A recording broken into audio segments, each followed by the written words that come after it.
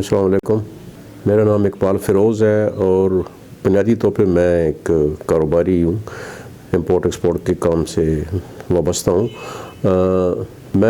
میرے بارے میں پوچھا گیا تھا کہ آپ نے جو ایک ناول لکھا تھا پہلے پس سلاسل، اس کے لکھنے کی جو ہے وہ وجوہات کیا تھیں، کیونکہ یہ بہت پرانی سٹوری ہے، آج سے 72 سال پہلے جنگ عظیم اول کے موضوع پہ ہے۔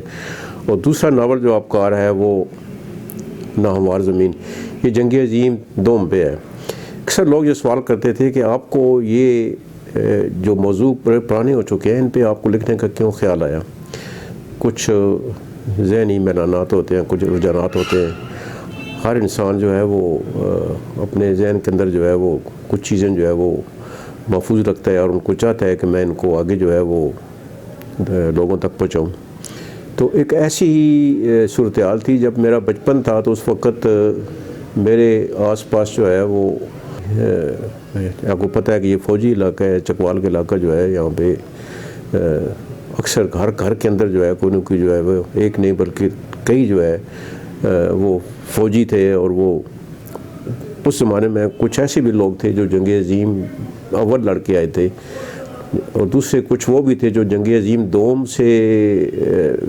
میں بھی شامل تھے، اور وہ ابھی تک اسٹل جو ہے وہ اپنے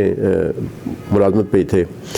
تو اس وقت جو مجھے کہانیاں ملی تھیں وہ میں نے بڑی فریکوینٹلی وہ کہانیاں سنی تھیں، اور فوجیوں کی زبانی جو ہے مجھے قدرتی طور پہ ایک خاص انٹرسٹ تھا، مطلب ہے یہ جنگی کہانیاں سننے کا، اور میں ان کی وہ جنگی کہانیاں جو ہے سنتا تھا اور بڑے غور سے سنتا تھا، اور ان سے میں سوال بھی کرتا تھا کہ آپ نے وہاں جو کچھ کیا ہے، جو کچھ آپ نے وہاں پہ علامین کے ماز پہ جو آپ لڑے ہیں، اس میں میرے عزیز بھی تھے، میرے رشتہ دار بھی تھے، میرے ماموں بھی تھے، میرے وہ سارے لوگ تھے۔ تو وہ ایک قدرتی طور پہ ایک ایسی میرے اندر تھی کہ مجھے وہ جنگ کی جو کہانیاں میں سنتا تھا مجھے بڑی پسند تھیں، اور وہ ابھی تک وہ میرے ذہن کے اندر محفوظ تھیں۔ تو مجھے خیال آیا کہ میں کیوں نہ اس پہ وہ ایک ناول لکھوں، ان یادداشت پہ جو مبنی تھا وہ ناول لکھوں۔ تقریباً 2.5 سال کی محنت کے بعد مختلف جگہ سے ریسرچ کی اور کچھ لوگوں سے ملا، کچھ اپنی اندر جو میری یادداشتیں محفوظ تھیں وہ سب کو پروئے کار لا کر میں نے وہ ناول لکھا، اور جو بڑا مقبول ہوا، اور ابھی تک لوگ جو ہیں وہ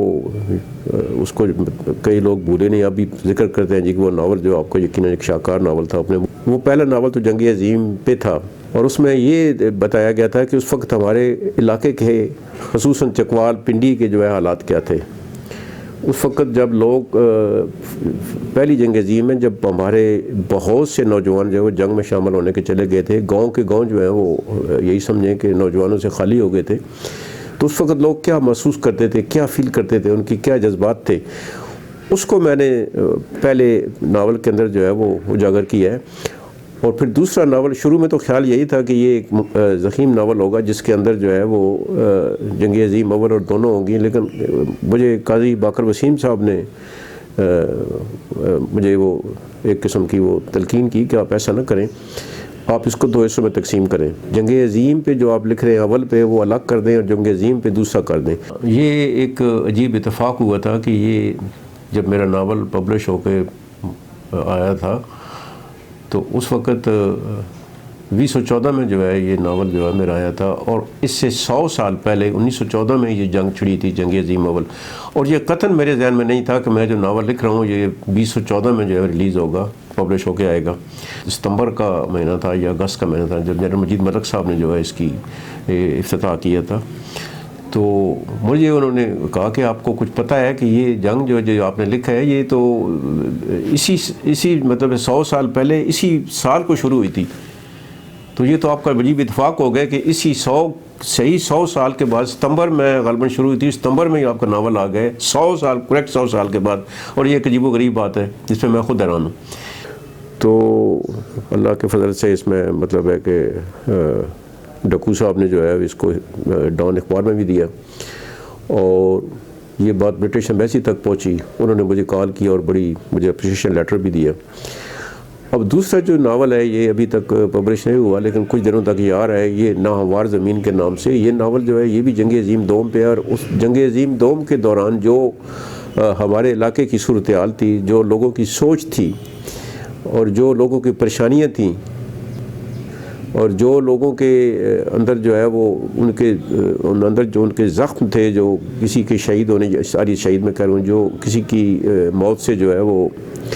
ان کے اندر جو تھے، ان کے بارے میں کوشش کی ہے میں نے وہ ناول کے اندر جو ہے سامنے لانے کی، اور یہ انشاءاللہ کسی بک سٹال پہ بھی ملے گا آپ کو، اور اللہ کرے کہ یہ جلدی جو ہے وہ سامنے آ جائے، اور آپ کو جو ہے اس کی بارے میں جو ہے ساری معلومات حاصل ہوں کہ جنگ عظیم دوم کے اندر ہمارے لوگوں کے ویوز کیا تھے، لوگوں کے جذبات کیا تھے، لوگ کیا سوچتے تھے، اور کس طرح جو ہے ہماری گاؤں کی بڑی بوڑھیاں اور عورتیں اور جوان لڑکیاں جو ہے چھتوں پہ کھڑے ہو کر فوجیوں کا انتظار کرتی تھیں جو جنگ میں شامل ہونے کے لیے گئے تھے۔ تو یہ ساری چیزیں آپ کو اس ناول میں ملیں گی۔ وہ جنگ کی جو تباہ کاریاں تھیں، جو جنگ کی جو وہ چیزیں تھیں، وہ بہت سے بچے، بہت سے نوجوان لڑکے سمجھتے ہی نہیں تھے کہ جنگ ہے کیا۔